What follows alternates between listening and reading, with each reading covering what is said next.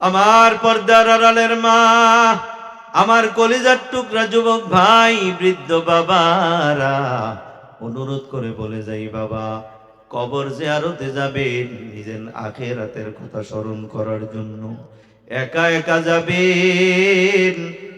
এ বাবা, কবর জিয়ারত করবে না, নিজের বুঝাবেন। রে আশরাফ,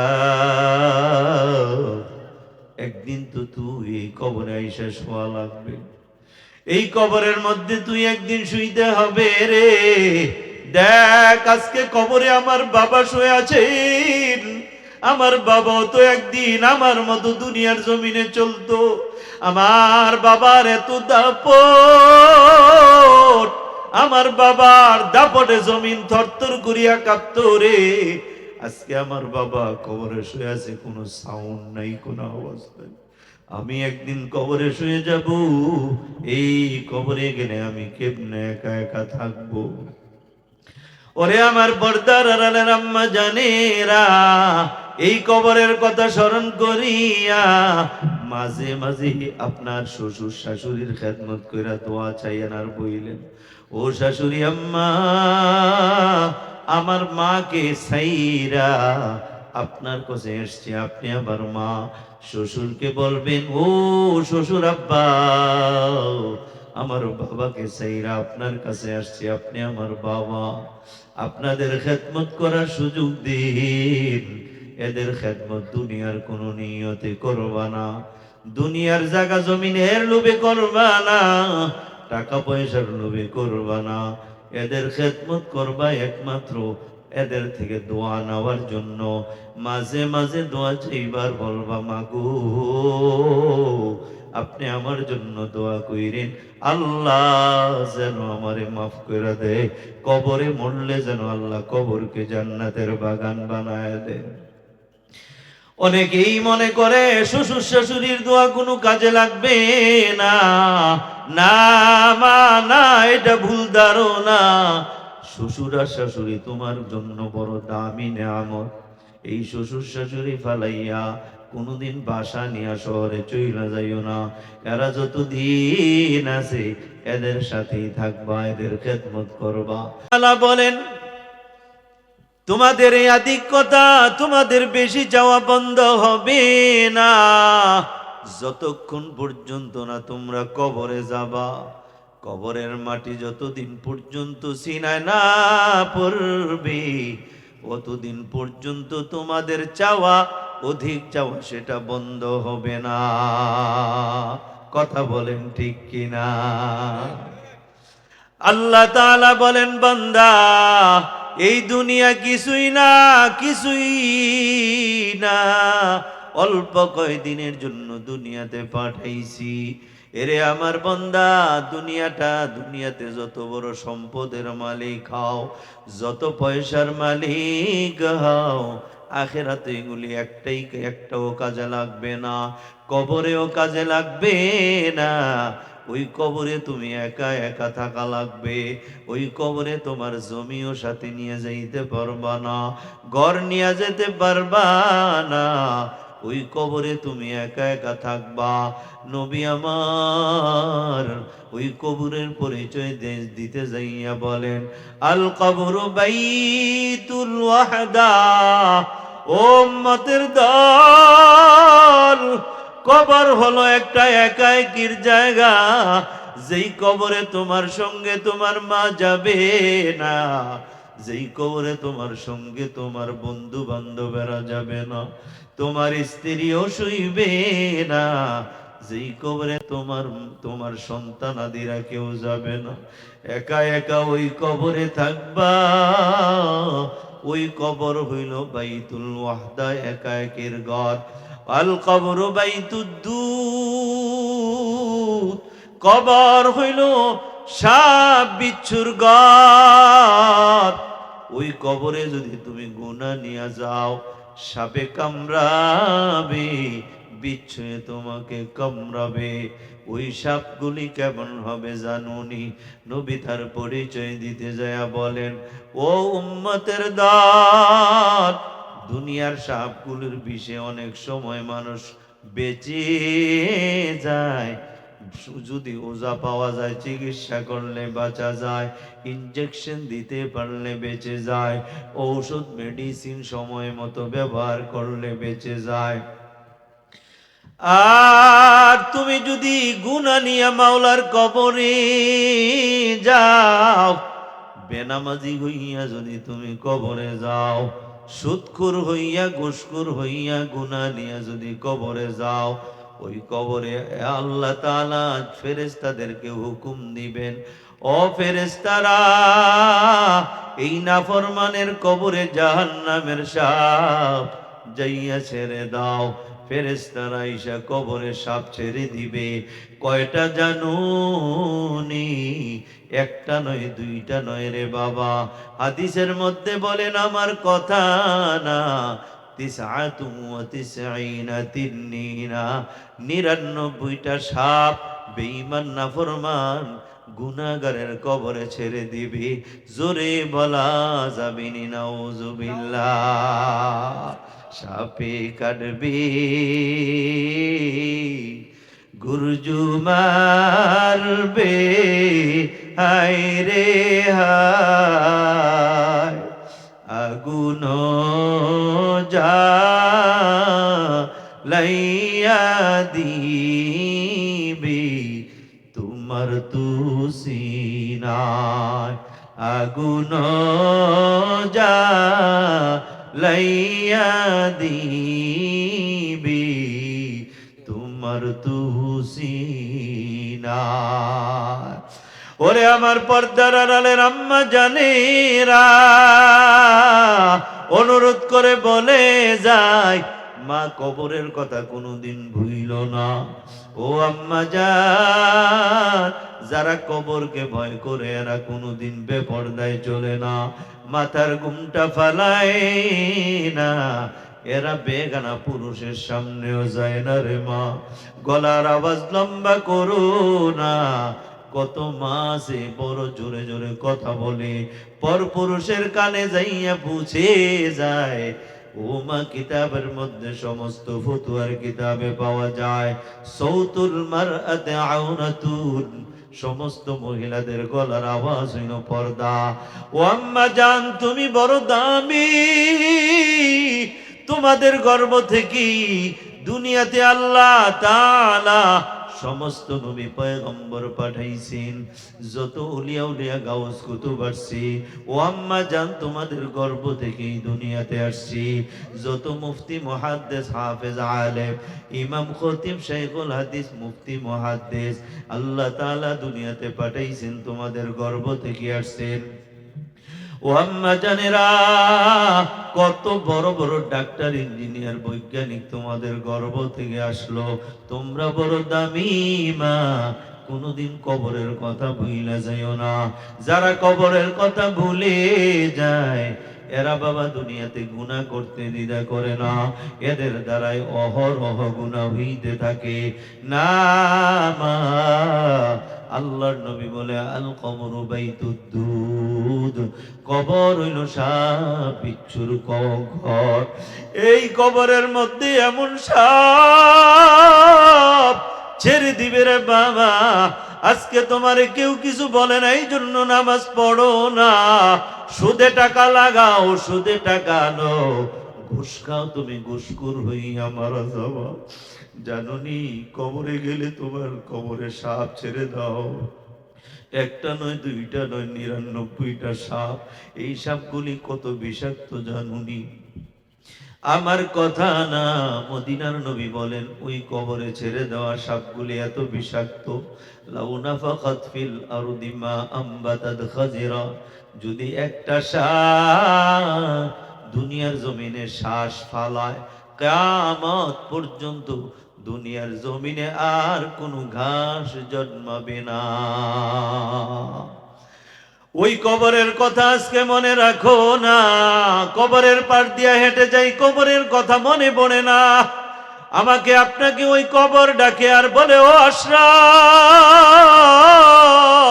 আজকে আমি জমিনের উপরে দম্ভ করিয়া চলো, অহংকার করিয়া চলো, কালকে যদি আমি কবরের বুকে আসো, জমিনের উপরে আজকে কত বন্ধু, কত বান্ধব, এই জমিনের উপরে তোমার কত আপনজনেরা আছে। আমি এই জমিনের উপরে নাফরমানি করিও না, একদিন আমি জমিনের পেটে তুমি আসা লাগবে। আমি জমিনের পেটটা গুনাহগারদের জন্য বড় ভয়ঙ্কর, বেনামাজির জন্য বড় ভয়ঙ্কর, সুদখোর ঘুষখোর মদখোর জুয়া খেলোয়াড়ের জন্য বড় ভয়ঙ্কর, বেপরদাওয়ালাদের জন্য বড় ভয়ঙ্কর। এই কবরের কথা তোমরা সব সময় স্মরণ করবা। নবীর সাহাবীদের জীবনী পড়ে দেখেন রে বাবা, আল্লাহ নবীর সাহাবীরা কবর দেখলে বড় কাঁদতেন। যে আমার দুনিয়াতে থাকা অবস্থায় জান্নাতের সার্টিফিকেট পায়া গেলেন, ওই আমার কবরের পাশে যাইয়া নিজের ওয়াজ আর নসিহত করে। কি নসিহত করে জানুনি? ওমর নিজেরে বলে, ওমর এই কবরে যাওয়ার পর আল্লাহ যদি তোরে মাফ করিয়া দেয়, সারা দুনিয়ার মানুষ আইসা যদি তোমার কবরে জুতার মালা দিয়া ভরপুর করে ফেলায়, তোমার কোনো ক্ষতি হবে না, কারণ মাওলা তোমারে কবরে মাফ করে দিয়েছেন।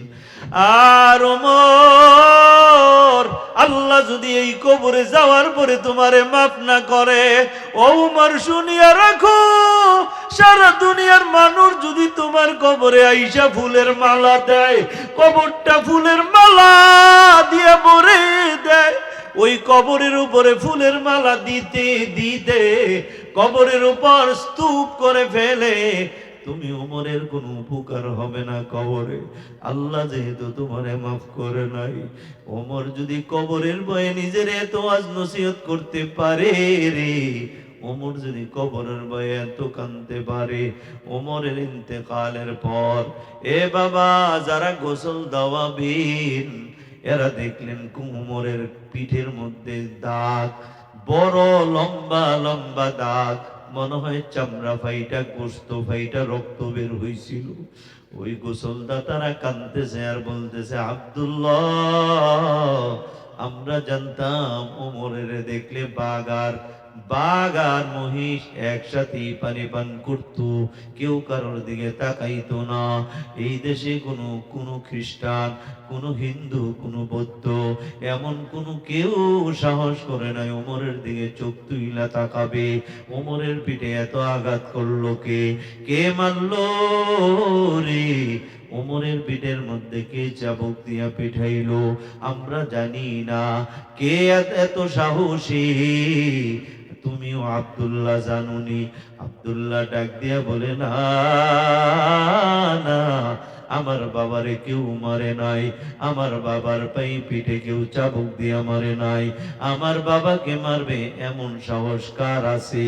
গোসলদাতারা জিজ্ঞেস করে, তাহলে ওমরের পিঠে এত লম্বা লম্বা দাগ কে পিঠাইলো, কে মারল? আব্দুল্লাহ বলে, না না, আমার বাবারে কেউ মারে নাই। আমার বাবা প্রতিদিন ঘুমের আগে দরজা জানালা লাগায়া ডায়েরি একটা সব সময় সাথে থাকতো, সারাদিন কি কাজ করতো, কি কথা বলতো, সবগুলি লিখে রাখতো। রাতের বেলা ঘুমের আগে ডায়েরির উপরে চোখ বুলাইতো, যদি দেখতো রে এই কথাটা আমার না বললেও চলতো, এটা তো বেহুদা কথা হইয়া গেল, এই কাজটা না করলে ওমর তোর চলতো, এই কাজটা কেন তুই করলি? হাসিবু ক্বাবলা আন তুহাসাবু, ওমর বলে হিসাব দেওয়ার আগে নিজের হিসাব করে নাও, কবরে যাইয়া আযাব ভোগ করার আগে নিজেরে আযাব দিয়া নাও। এই কথা বলিয়া আমার আব্বা জান চাবুকটা বের করিয়া নিজের পিঠের উপরে আঘাত করতেন আর বলতেন, ওমর রে, কবরে বিচার হওয়ার আগে, আসরের ময়দানে বিচার হওয়ার আগে তোর বিচার তুই নিজে করে নি। এরা তো জান্নাতের সুসংবাদ পেয়ে গেছিল দুনিয়াতে। ওনাদের তো কোনো চিন্তা ছিল না, ওনারা তো না কাঁদলেও পারতেন, কবরের কথা এত না ভাবলেও চলতো, যেহেতু আল ওমর ফিল জান্নাহ, ওমর জান্নাতি। আশারায়ে মুবাশশারের একজন, 10 জন সাহাবী আল্লাহর পক্ষ থেকে দুনিয়াতেই জান্নাতে সুসংবাদ পাইছিলেন, এর মধ্যে ওমর একজন, উসমান একজন। এরা জান্নাতের সুসংবাদ পেয়ে গেছে, জান্নাতে এরা যাবে, এটা নিশ্চিত। আবার নবীর সাহাবীদের কাতারে ওমর 2 নম্বরে, খলিফাতুল মুসলিমিন, সে 2য় নম্বরের খলিফা।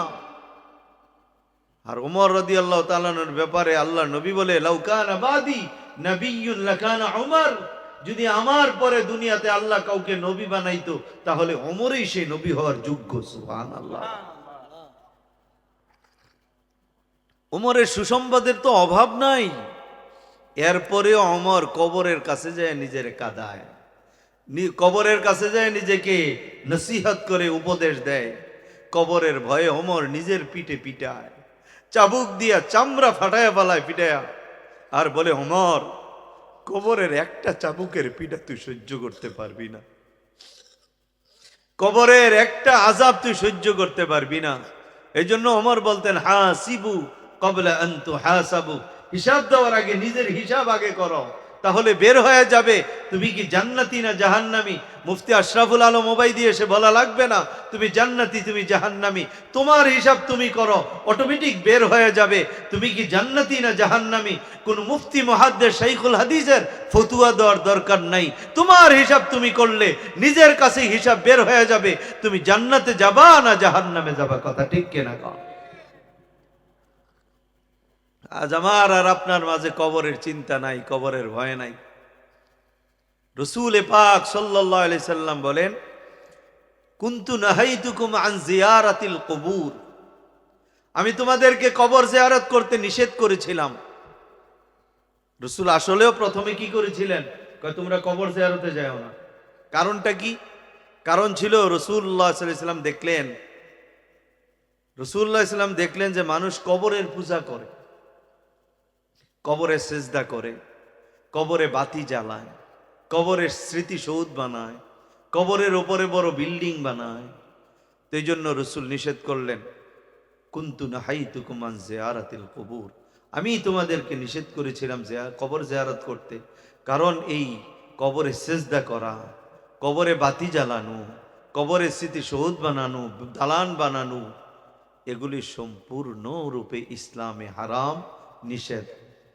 এই জন্য তোমাদেরকে নিষেধ। তোমরাও যদি আবার এই গুনায় লিপ্ত হয়ে যাও, কবরে যায় নাচানাচি করা, কবরে আমোদ ফুর্তি করা, কবরকে সামনে রেখে অনুষ্ঠান করা, এগুলি সম্পূর্ণরূপে নিষেধ।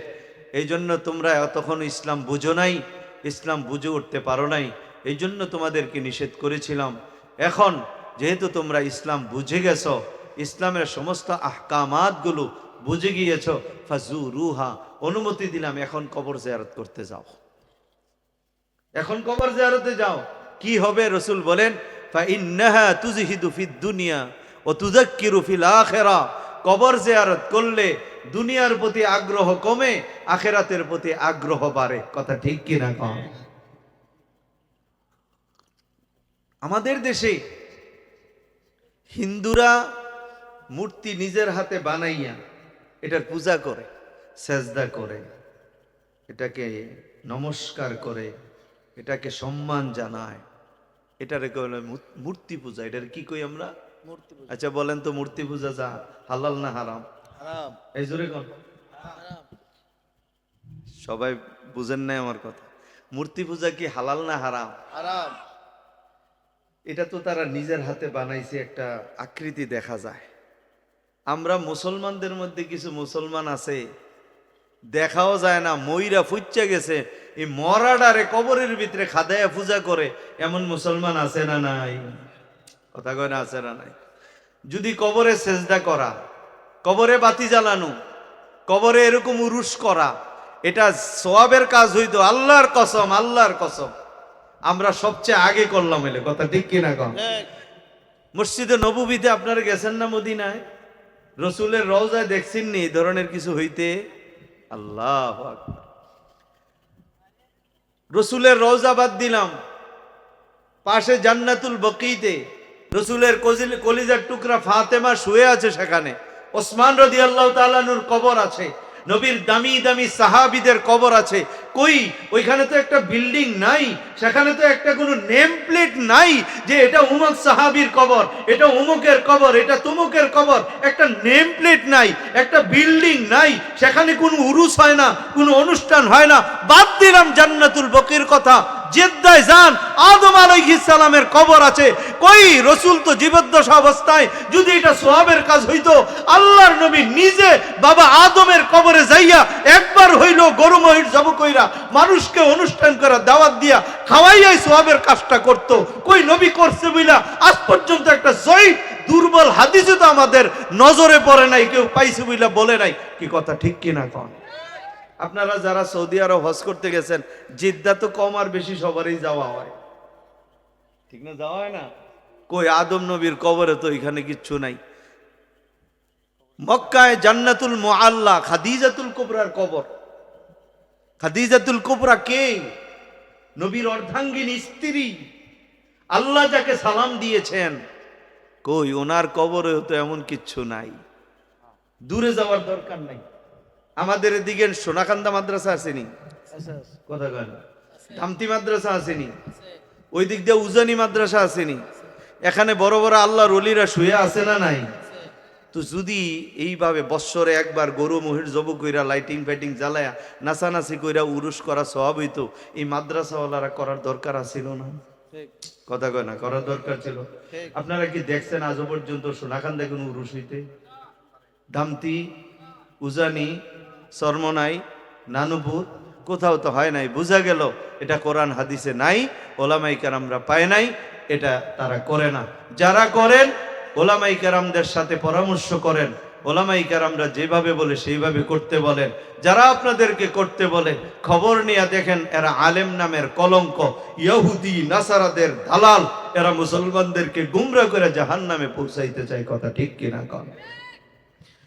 আমার পর্দার আড়ালের মা, আমার কলিজার টুকরা যুবক ভাই, বৃদ্ধ বাবারা, অনুরোধ করে বলে যাই বাবা, কবর জিয়ারতে যাবেন নিজের আখিরাতের কথা স্মরণ করার জন্য, একা একা যাবেন।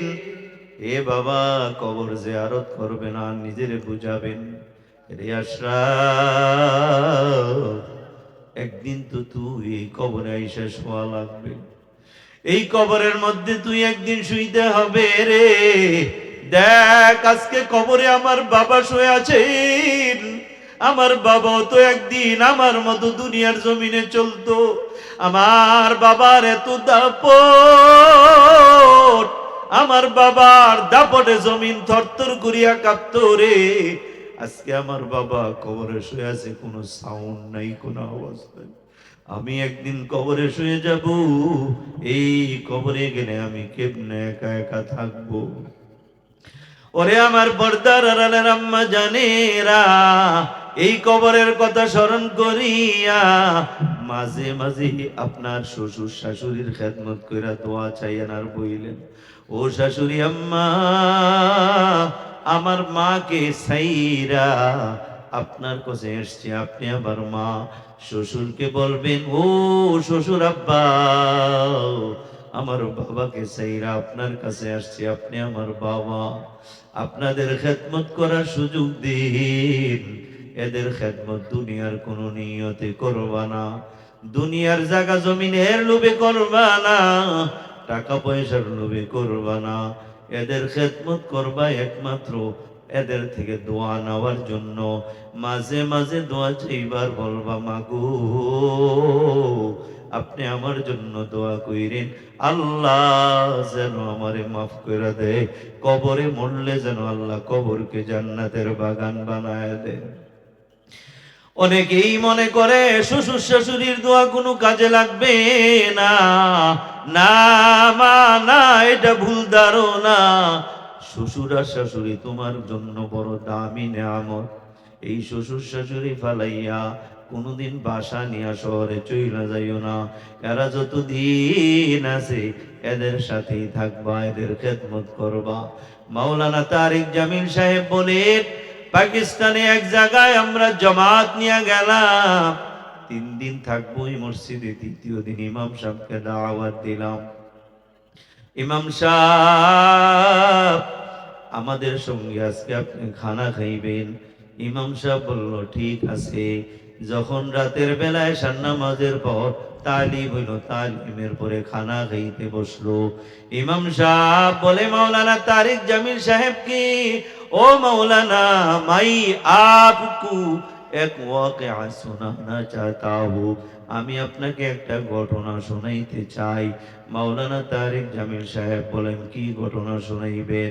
ইমাম সাহেব বলে হযরত, এই মসজিদে আমি আজকে আসি প্রায় 10 বছর হয়ে গেছে। আমার আগে যিনি ইমাম ছিলেন উনিও প্রায় 35 বছর ইমামতি করে গিয়েছেন। কয় বছর? 35। আমগো দেশের ইমাম সাহেবরা 1 বছর হলে চাকরি নাই। কারণটা কি? কারণ বেশি না, ওই যে মসজিদে কমিটি আছে, ইমাম সাহেব যদি সভাপতির লোকে একটু খাতিল বেশি হয়, সেক্রেটারি আরে বাবার দেহ না ইমাম সাহেব হেবাড়ার লোকে কি খাতিল, চাইয়া দেন হেবাড়া কেমনে চাকরি করে, একটু এদিক সেদিক হইছে, এরপরে সেক্রেটারি কয় না ইমাম হইতো না, বিদায়, 1 বছর পরে নাই। কি কথা ঠিক নি? এই কাজগুলো ভালো না। পুরান জিনিস, পুরান চাল ভাতে বলে বেশি। পুরান চাল কি করে? ভাতে বলে বেশি। একজন ইমাম দীর্ঘদিন থাকার কারণে আপনাদের সাথে মহাব্বত হবে, আপনাদের সাথে একটা সুসম্পর্ক হবে। যখন আপনার কোনো সমস্যা হবে, আপনার সাথে একটা সুসম্পর্কের কারণে মন ভরে, দিল ভরে, চোখের পানি ফেলে যখন আল্লাহকে বলবে, আল্লাহ তাআলা তার দোয়া কবুল করবে। কথা ঠিক কিনা কন? এই জন্য ইমামদেরকে সর্ব উচ্চ শ্রদ্ধা সম্মান করবেন, ইমাম সাহেবদের প্রতি শ্রদ্ধা দেখাইবেন, বেতন বাড়িয়ে দিবেন এদেরকে। ইমাম সাহেবদেরকে বেশি বেতন দিলে আপনি ঠেকবেন না, ঠকবেন না। ইমাম সাহেব অন্যদিকে আর ফিকির করবে না, এক ধ্যান এক ফিকির আপনার মসজিদে ইমামতি করবে, নামাজ নিরেটভাবে ইখলাসের সাথে নামাজ পড়াবে। কি কথা ঠিক কিনা কন? সারা দুনিয়ার ভাজে কত টাকা খরচ করে, আবার মানুষের কাছে কয় আমার ওই পোলা বিদেশ থাকে মাসে 30,000 দেয়, আরেক পোলা চাকরি করে এতে 10,000 দেয়, আমিও কিছু পেনশনের টাকা পাই, 50-60,000 টাকা দিয়েও কুলাইতারি না। তো ইমাম সাহেব কয়, যদি এই সময় কয় আমি 10,000 দিয়ে চলি কেমনে, 5,000 দিয়ে চলি কেমনে, এই সময় একটা জুলুমাত্মক কথা বলে, সেটা হইলো আপনার একটা বরকত আছে। আপনার বরকত কই? উনি এই ইমাম সাহেব যেই কালেমা পড়ে মুসলমান হইছে, আপনি তো ওই কালেমার মুসলমান, আপনার বরকত নাই, হেবাটার বরকত। এটা হইলো জুলুম এক শব্দ, যে আপনার বরকত আছে। ইমাম সাহেব 5,000 টাকা দিয়ে চলে, তোমার 60,000, 30,000, 20,000 হয় না, এটা তুমি জুলুম করতেছ। এই জন্য মসজিদের এলাকার ইমামদের বেতন বাড়িয়ে দিবেন, এই এলাকার সকলের ভাগ্যের চাক্কা আমার আল্লাহ ঘুরিয়ে দিবে। কথা ঠিক কিনা কও? আমি সৌদি আরবে যখনই হজে যাই বা উমরায় যাই, ইমামদের লোকে কথা কই। কিছু সরকারি ইমাম আছে। একবার তায়েফে গেলাম, এক সরকারি ইমাম, এর জিজ্ঞেস করলাম, উনি কইলো আমারে যে সৌদি আরবে কিচ্ছু হয় না, কিন্তু সারা ওয়ার্ল্ডের মধ্যে আমরা সৌদিরা সবচেয়ে পিওর জিনিস খাই। সুবহানাল্লাহ, আল্লাহ খাওয়ায়। উনি একটা কারণ বয়ান করছে কতগুলোর মধ্যে, এই সৌদি সরকার ইমামদেরকে সর্বোচ্চ বেতন এবং সম্মান দেয়। আমরা দেখছি বাইতুল্লাহ শরীফের ইমাম সাহেব যখন নামাজ পড়াইতে যায়, প্রধানমন্ত্রীরে এত স্কট দেয় না, একজন ইমাম সাহেবকে সামনে পিছনে ডানে বামে পুলিশ থাইকা, স্পেশাল পুলিশ, এই সৌদি আরবের মধ্যে সবচেয়ে দামি পুলিশ এরা স্কট দিয়ে আর্মিরা ওনাকে মুসল্লায় নিয়ে যায়, আবার মুসল্লা থেকে ঘরে ফিরাই দেয়। সুবহানাল্লাহ। এই সম্মান উনি কয় সৌদি আরবে এই সম্মান আসিবিদে আল্লাহ তাআলা সৌদির ভাগ্যের চাক্কা ঘুরাই দিয়েছে। সুবহানাল্লাহ। আপনারাও করবেন ইনশাআল্লাহ, বলেন ইনশাআল্লাহ। ইমাম সাহেবরা আমাদের সবার কাছে শ্রদ্ধা সম্মানের পাত্র। ওই ইমাম সাহেব 35 বছর ইমামতি করে গিয়েছেন। ওই ইমাম সাহেব যাওয়ার সময় আমাকে একটা ঘটনা শোনায় গেছেন। কি ঘটনা? ওই ইমাম সাহেব একদিন রাতের বেলা ঘুমান, রাত বাজে তখন প্রায় একটা, কিছু লোক এসে দরজায় নক করলো। দরজায় নক করার পর ইমাম সাহেব জিজ্ঞেস করে, কে আপনি? বলে, আমরা পাশের এলাকা থেকে আসছি হুজুর, আমাদের বাড়িতে একটা লোক মারা গেছে, ওই লোকটার চেহারা কালো হয়ে গেছে, পেটটা ফুলে গেছে, সকাল পর্যন্ত লাশটা রাখা যাবে না, যদি বড়ায় মেহেরবানি আপনি যাইতেন জানাজার নামাজটা পড়ে আমরা তাকে দাফন করে দিতাম। হুজুর বলে, চলেন। এদের সঙ্গে ইমাম সাহেব চলে গেলেন, যাইয়া জিজ্ঞেস করলেন, ভাই কবর খোদা হইছেনি? এরা বলে, হুজুর আরেকটু বাকি আছে। হুজুর বলে, বাড়ির সবাইকে ডাক দেন। সবাইকে ডাক দিয়ে ইমাম সাহেব কবরের বয়ান শোনাইতেছিলেন। এমন সময় একটা লোক চিল্লাইতে চিল্লাইতে দৌড়াইতে দৌড়াইয়া আসতেছি। ইমাম সাহেব ধমক দিয়া বলে, এ ভাই, তুমি দেখতেছো আমি বয়ান করতেছি, কেন চিল্লাও? লোকটা জবাব দেয়, হুজুর আমি কবর খুঁজতেছিলাম, কবর খোঁজার সময় একটা অনাকাঙ্ক্ষিত ঘটনা ঘটে গেছে। কি ঘটনা ঘটেছে হুজুর? আমি আজকে 40 বছর পর্যন্ত কবর খুঁদি, এমন ঘটনা দেখি নাই। আজকে যখন কবরটা খুঁজতেছিলাম, কবরটা খোদার পরে যখন উপরে উঠি দেখে যে সামনে দিয়া বাঁকা, আবার সোজা করলাম, আবার উঠলাম দেখি পিছন দিক দিয়া বাঁকা, আবার নামলাম, কবর সোজা করলাম, উঠলাম দেখি মাঝখান দিয়ে বাঁকা হয়ে আছে। মাঝখান দিয়ে আমি সোজা করার জন্য যখন হুজুর কোপ দিলাম, পাশের কবরের দেয়ালটা ভেঙ্গে গেল। যেই মাত্র পাশের কবরের দেয়াল ভাঙলু, ওই কবর থেকে দেখলাম একটা আলোর ফোয়ারা বের হয়ে আসছে। হুজুর এমন আলো আমি জীবনে দেখি নাই। ইমাম সাহেব বলে, চলো। ইমাম সাহেব সেখানে গেলেন, ওই আলোটার দিকে তাকায়া ইমাম সাহেব কাঁদতে শুরু করলেন।